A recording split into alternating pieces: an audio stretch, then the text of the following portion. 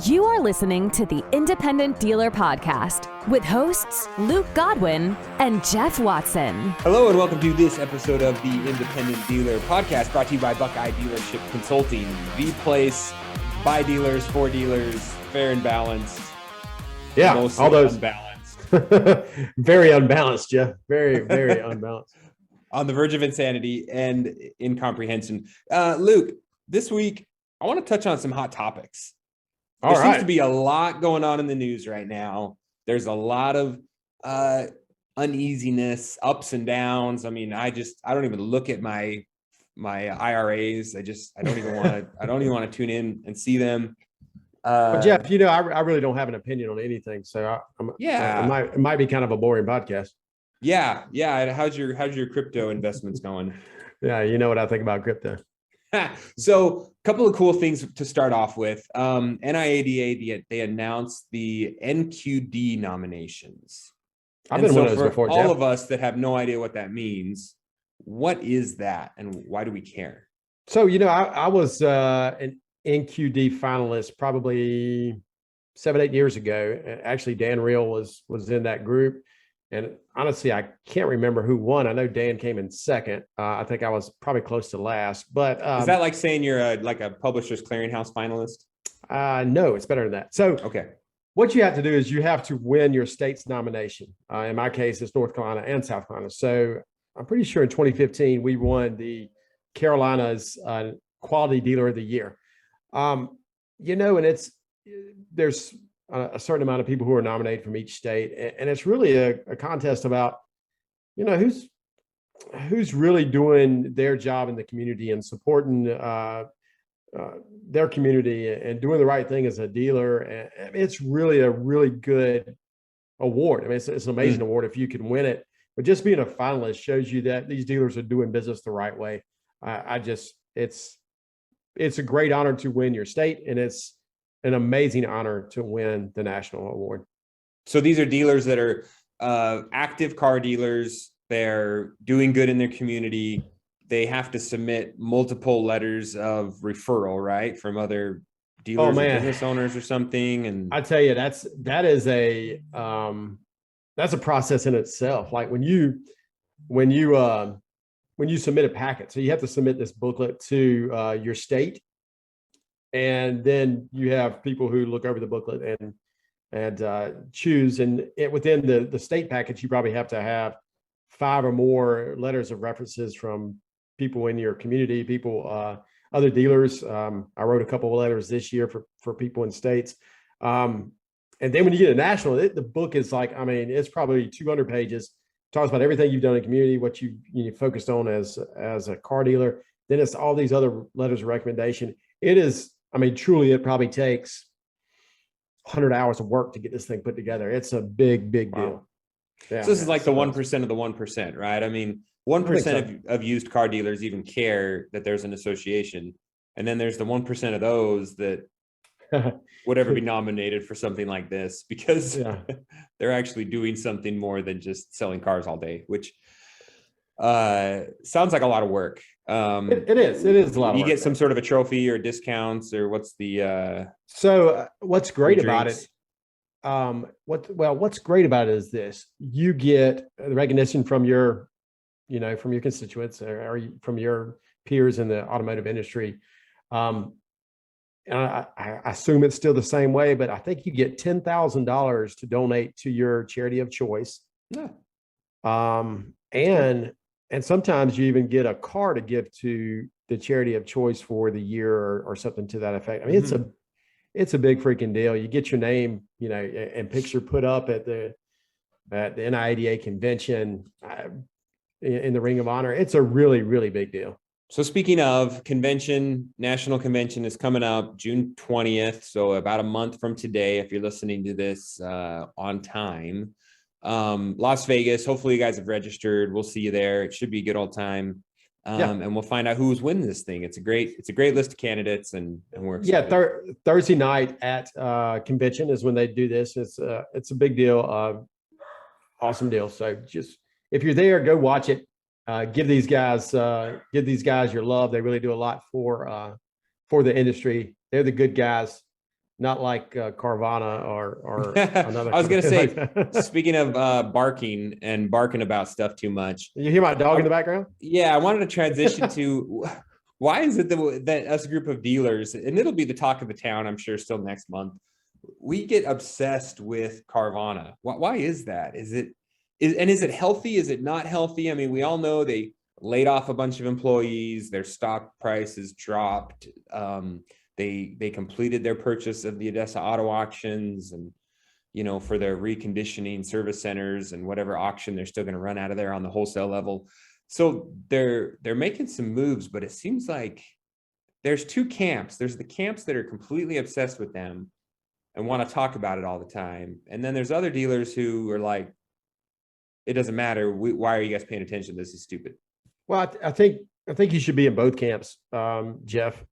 I read an article the other day that was it was from, I don't think it was from the Wall Street Journal, but maybe the Street, and it was talking about they had done a huge survey, and the Garcias were betting that that the public really were going to move all to virtual buying. Mm-hmm. But the consensus of this survey was that there's still about 80% of the public that wants to touch, feel, test drive when they buy a car. Not a commodity car, but a normal car.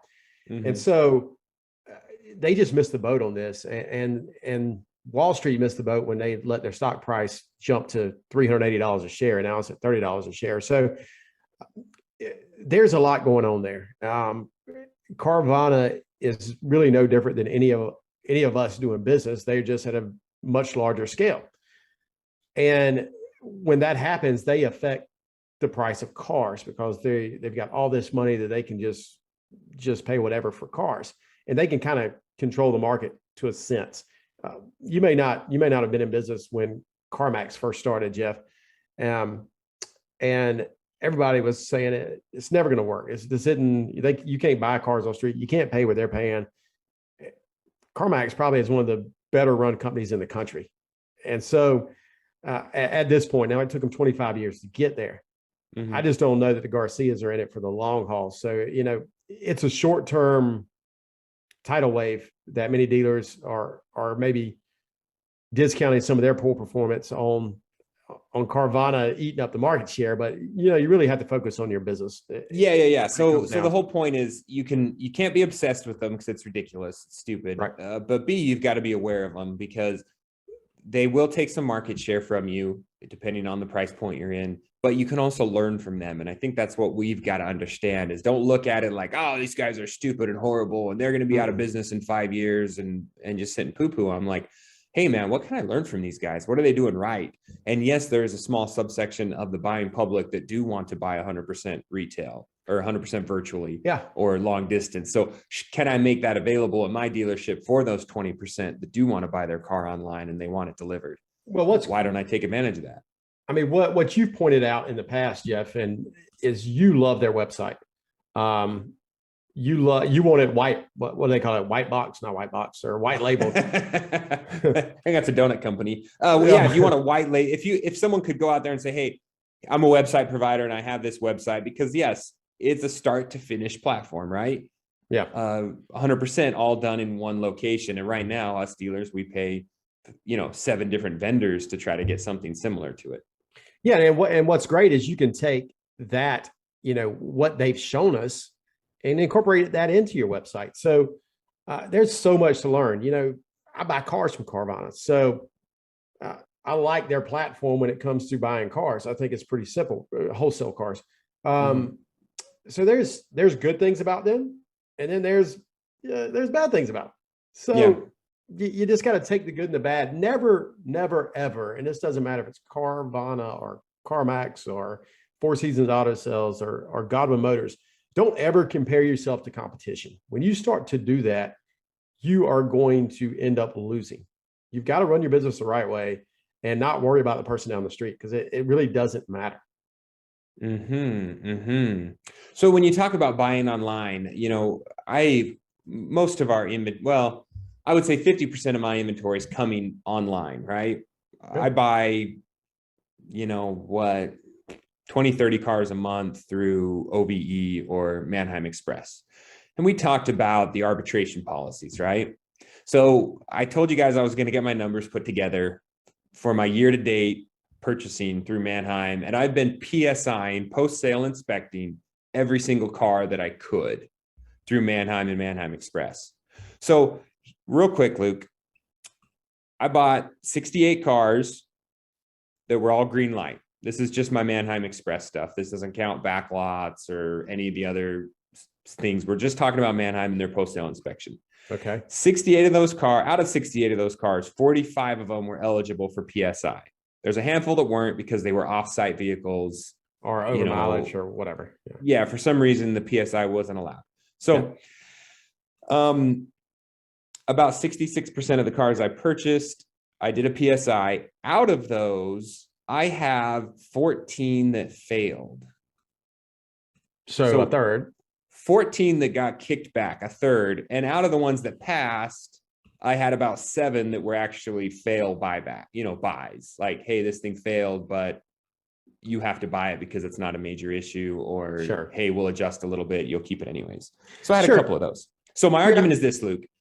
33% of the cars I didn't buy. Major issues, right? Engine, transmission, something seriously wrong with them. Well, maybe. Well, yeah, according to them, yes. I would argue that let's take the average, maybe that oil leak wasn't a big deal. Maybe the hard shift wasn't a big deal. I paid $7,200 in PSI fees. How much? 72. Good God. That's 45 PSIs times $160. So did I save myself $7,200 worth of headache? So if truly there were transmissions and motors that were bad, so out of that 14, if I had 2 transmissions or 2 motors, that would have eaten up that whole $7,200. Yeah, but $3,000 a pop. Sure, on an engine or a transmission. I don't think that I see these condition reports, and I truly don't think that the people doing the PSI are that good. And so you think some of these are failing when they shouldn't? I think so. And yeah, I would also caveat this, and I should have said this in the beginning. I'm buying a $10,000 ACV, right? So $8,000 to $10,000 ACV. So yes, I'm dealing with what is basically the bottom of the bottom as far as cars go, the auction and green light designations, right? Anything cheaper than that is not a green light. It's completely sold as is. And Luke's buying stuff that's a little bit higher, right? Yeah. So I buy red lights. I buy typically from 60 to 140,000 mile cars. And only thing I buy over about 110 is trucks and big SUVs. Okay. I buy 40 to 45 cars a month. I don't PSI anything except through my reinsurance company, through Buckeye. And out of all those true transmission problems, I've had this year 2 or 3. Okay. And 0 motor problems. So I think that if I paid that $160, I think like you, a third of them might be kicked. Well, it's so hard to get cars. I don't want a third of my cars getting kicked because that's just like a waste of my time. Yeah.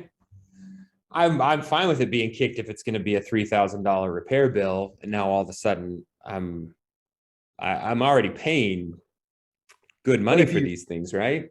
But if it all averages out in the end, which it should, if you learn how to buy cars properly and you buy enough cars, learn what to buy, what not to buy. If it all averages out in the end, you're going to spend, $300 to $400 on some recon. You're going to spend $3,000 on other recons. If you do enough of them, your recon average is going to come back to $1,500, in my opinion. So it's really a law of averages. As long as you're buying what you know in a certain specific market, you shouldn't vary much. You're going to have the ones on the bottom. You're going to have the ones at the top. So why give Manheim $7,200? Not convinced. I just think you're missing a lot of cars, or you're not buying. You're going outside your normal buying thought process. No, these cars are all my bread and butter. These are all Okay. the ones that I would do. Again, I'm not putting my hands on them. So yes, I could see that I could save myself $7,200 by spending that time to go physically to the auction. How about do this instead? If you get Deal Shield for $150 to $170 a month, then when the car gets to you, you can make the decision whether to kick it or not. Or I think even better, don't give the money to Cox or to Odessa or Carvana, whoever. Put that money in your reinsurance company at $150 a pop, and then you get to make the decision anyway. So I just think you might be missing out on cars. I think everybody's probably missing out on cars that they PSI cars, because I think some of them are getting kicked that shouldn't get kicked. Because the things I've seen called for structural damage before, that arbitration's kicking, it ain't structural damage. Yeah, but still, you have a chance to talk to the arbitrator and say, hey, yeah, send me a picture, or what was that, or no, hey, yeah, can we get a price adjustment? Send it anyways, or hey, fine, I'll just take it because I know that's not a big issue. So I think they're missing more than they're making, because I still have these come in. I don't like having it shipped here and then having my guys have to find out if it's got an issue, because then I've got to ship it back. So wait, have their guys verify the issue, or kick it out and have it shipped back. The reason I like the PSI is because then it stays with them, and I don't have all the hassle of the back and forth. And then I'm outside the arbitration window because I didn't get it shipped back by Thursday at 3:00. And holy hell. Well, there's definitely an issue right now with logistics. I don't know if everybody's feeling that around the country, but I ship a lot of cars, and diesel fuel being $6 a gallon has more than made delivery costs go up by a third. And on top of that, the amount of time it takes is getting to be a real problem. So I don't know. I think there's two different trains of thought. I just don't want to give any more money to big auction companies if I don't have to. And I don't want to miss out cars. Cars are so hard to find. I don't want to miss out on a car that really doesn't need what they say it needs. And that I'm one of these people. Give me the right VIN and the right body. And if I've got to put a transmission in it, I know that the transmission I put in it's going to have a good warranty on it. And if I make it back up in interest, let's say if I make only $1,000 on the car and I make my interest and I get that back on the street, I'm okay with that if it's the right car for me. Mm-hmm. So you mentioned a little bit about Buckeye, and obviously you guys know Buckeye are a sponsor of the podcast. Recently, there was some questions in the Facebook group about, who do you use for reinsurance products? And Buckeye does there's a bunch of different companies you can go with. Sure. One of the benefits and one of the great things about Buckeye is they are finding ways to use your reinsurance program for things like PSIs and VSIs. And, some of these, I don't know if you wouldn't use the word creative, but you would say, it's not creative. It's just, it's trying to figure out how to make us more money and how to figure out how to insure our risk, because all big companies insure risk. And some of us just aren't big enough to insure the big risk, but there's these other things that we can do that not only saves us tax income, it helps us build wealth. And Buckeye is key when it comes to helping dealers build wealth. And also, man, they, like we've said before, they're putting their money where their mouth is. They're consulting, and they're people that are selling you these products. They know a lot. Some of these guys have been in the buy here, pay here space, in the retail space for years and years and years, and they can come in and help you create plans to sell more product and to reinsure it on top of that. Mm-hmm. So we talked a little bit about inventory, and I want to touch on that one more time, because the conversation has, we constantly look at the market reports, right? And hopefully in the next couple of weeks, we're going to have some guys come on from NAA and maybe even Cars, maybe even Manheim, some of the market guys there to come in and talk to us about what the forecast is for prices. Mm-hmm. Do we need to be worried as dealers that prices are going to drop so significantly that we're going to be stuck underwater with a bunch of inventory? I mean, it needs to be in the back of your mind. I don't think there's enough new car production right now for it to be a dramatic drop, but price is correct typically in the summer. And so you need to be aware of that, but you also got to have inventory to sell. Last year, Jeff, I got caught without inventory to sell because this time last year, prices just went absolutely insane. It went up 40%. And I'm like, oh, that can't last that long. And here we are a year later, and prices aren't maybe up 40%, but they're still up 30%. Yeah. So inflation's here. You don't want a quick deflation. If you do, we're all going to be in trouble. So, yeah. And I definitely think, this is maybe conspiracy theory and we don't need to get into it, but I don't think that the powers that be, have any interest in a quick deflation either. MMR numbers and whatever kind of calculations go into the soup there, they don't want, because they also own the flooring line. And guess what happens if all of a sudden the Manheim numbers drop and all of a sudden you're out of covenants on your flooring line? They're not going to go out and call a bunch of flooring lines because they just know it's not smart for them. It's not smart for them, but if interest rates keep rising, that keeps, there's a lot going on there. I'm no economist, that's for sure. But if they're having to borrow money to lend the money and then everything starts to back up, then you could get into a big hiccup. Sure. They could get you with the interest, the carrying cost of the interest if you're on an adjustable line. But as far as the value of your inventory, I don't think they have any interest in you waking up in 30 days and having it 70% of what you're into it. If they have to hold MMR values and kind of let it come down softly instead of letting it, drop. Well, in April of 2020, in April or March of 2020, that thing dropped so fast. They couldn't hold it back then. And so, yeah. Anyway. Yeah. You look at the historical retention, MMR retention, and the sale through rate. The sale through rate was so horrible, though, that you would almost argue that there was something going on there. You know what I'm saying? Like they weren't. You think that's the reason they shut the auctions down? Yeah, they were holding the cars. They knew they weren't happening, so they didn't want a bunch of transactions to happen. So the no sale rate went through the roof, right? So, anyways, what I've come to, what my current philosophy is, and this should obviously be a philosophy probably all the time, is just running tighter, right? If my goal is to sell 45 or 50 a month, how many cars do I really need in my inventory? Yeah. So there was something on the Facebook page the other day about, how many, I want to sell 80 cars. Yeah. I want to sell 80 cars a month. How many cars I need? Well, ideally, like I said, you need 80 cars, but we don't live in an ideal world, and it's taken so long to get parts currently. That ideal world is hard to deal with.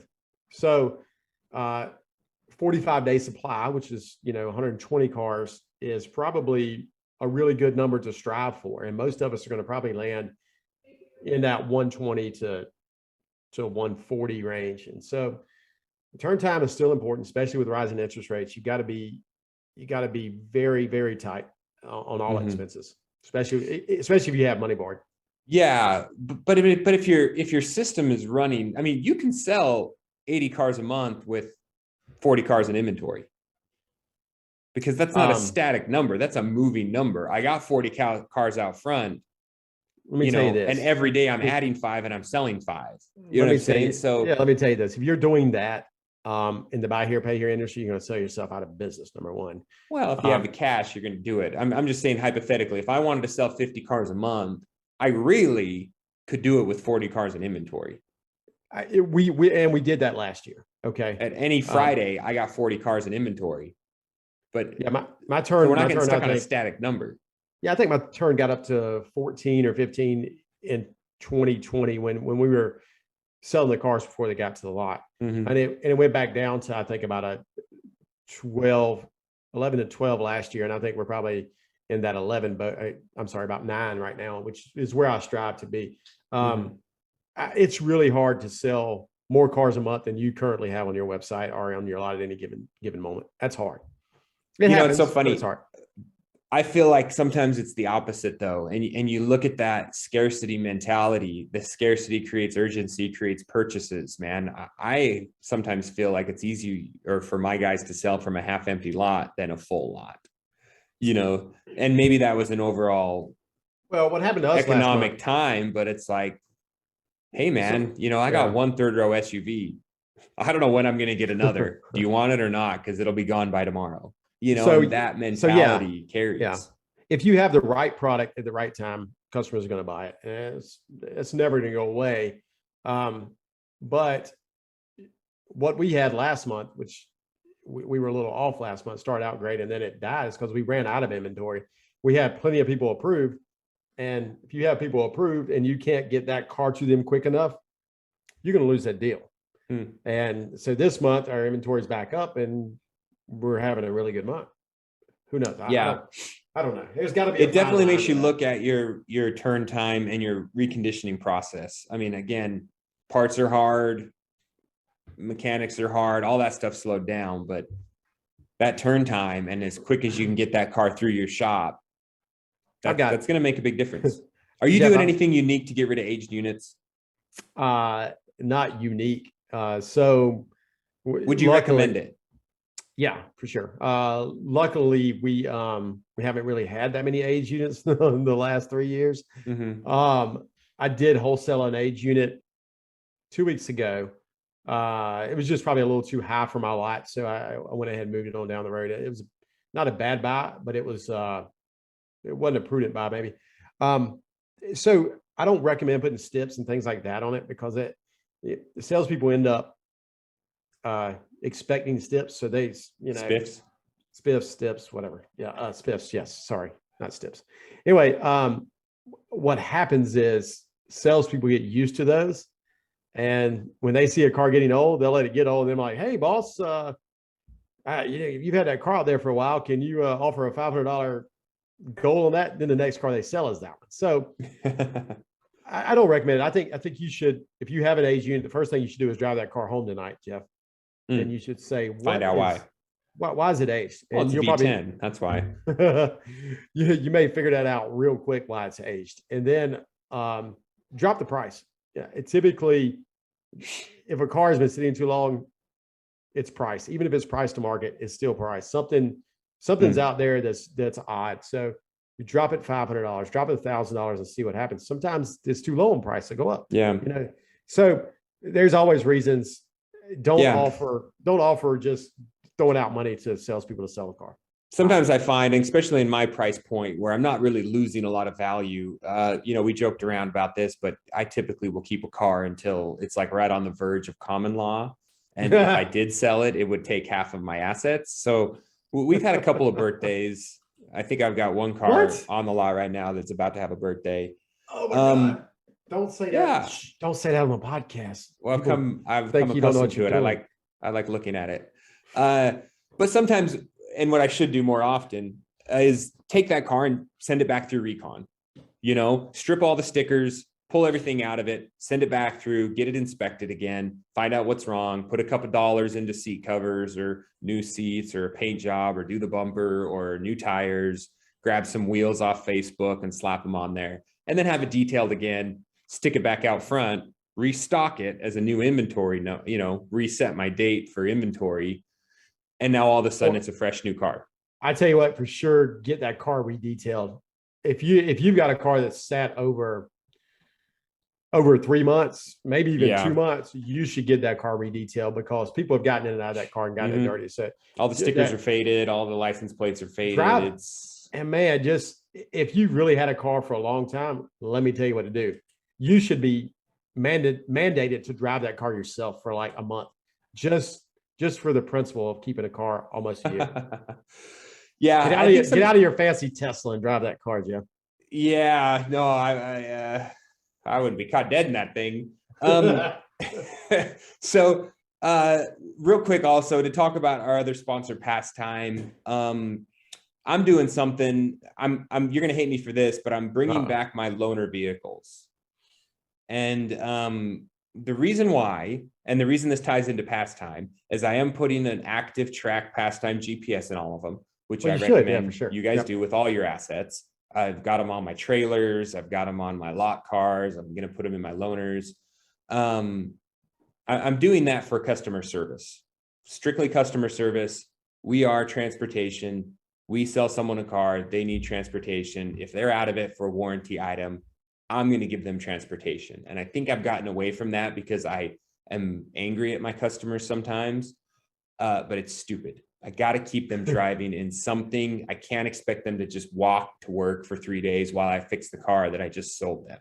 So 100%. For me, it's a customer service perception in the community. I just want to get back to that grassroots vibe of we're here to take care of you.